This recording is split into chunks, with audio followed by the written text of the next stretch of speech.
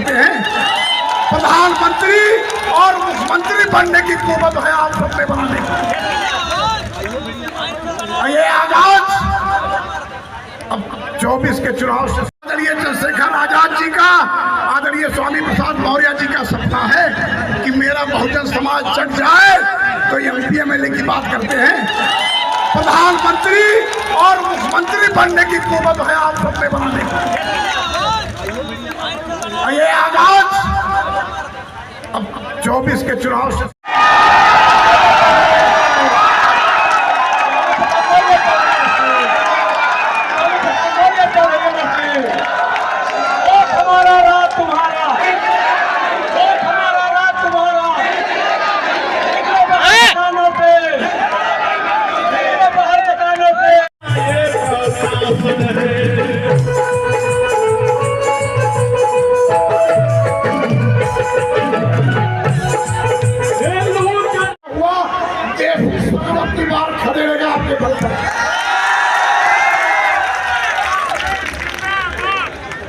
मैं जानता हूं कि सिद्धार्थनगर में 15 साल वाले से सवाल हो रहा है कि देश की सबसे बड़ी पंचायत में बस्ती से चल के आप आए थे, तो आपने किसानों का मुद्दा कभी उठाया? कभी एमएसपी पे बात की?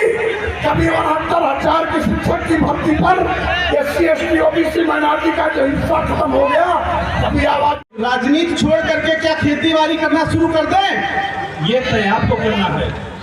इस जनपद के 19 लाख मतदाताओं को तय करना है। इस जनपद के युवा, इस जनपद का नौजवान राजनीति करना करे या छोड़ दे। मैं अपने मुख्य अतिथियों से बताना चाहूंगा कि इस जनपद की मिशन का है। सामाजिक परिवर्तन के महानायक ज्योतिबा फूले ने सामाजिक परिवर्तन का जो बिगुल बजाया था, ये फौज उन क्रांतिकारी हमारे सामाजिक काम के महापुरुषों के खून का है। इसलिए हमारे अपने महापुरुषों के उस नारे को याद रखना चाहिए जब उन्होंने कहा था, वोट हमारा राज तुम्हारा, नहीं चलेगा, नहीं चलेगा। और इसलिए आज 2024 लोकसभा चुनाव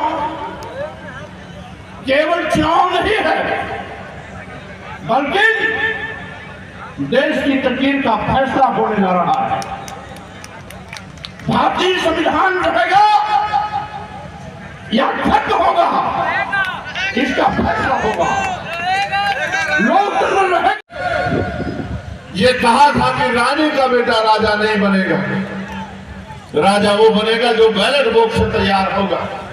लेकिन आप महसूस करो कि सिद्धार्थनगर में तो आजादी से लेकर अब तक राजा रानी के पेट से पैदा हो रहा है, बैलेट बॉक्स से तैयार नहीं हो रहा।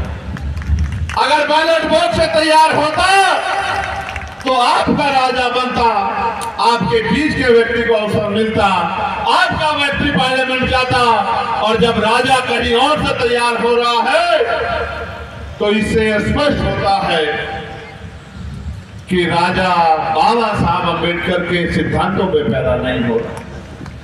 इन पार्टियों में जिनसे आपका मुकाबला है, चाहे भाजपा के लोग हों या दूसरे अलायंस के लोग हों, आप महसूस करो ये तो सिद्धार्थनगर के लोगों को, डुमरियागंज के लोगों को इतना हल्के में लेते हैं, इतना कमजोर मानते हैं कि इन्होंने आपके ऊपर बाहर के नेता थोप दिए। इनका मानना है कि आपके अंदर क्षमता नहीं है, आपके अंदर योग्यता नहीं है, आप बेबस लाचार हो, आप अपना भला नहीं कर सकते, इसलिए इन्होंने बाहर के नेता आपके ऊपर थोप दिए।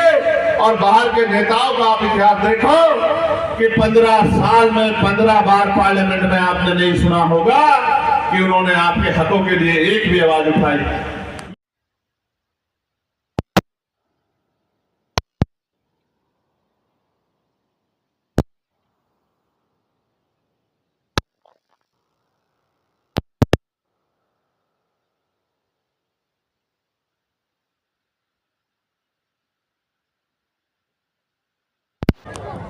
नगीना हम लोग जीत रहे हैं, कुशीनगर हम लोग जीतने जा रहे हैं, तो इन सीटों पे तो बहुजन समाज का कब्जा है।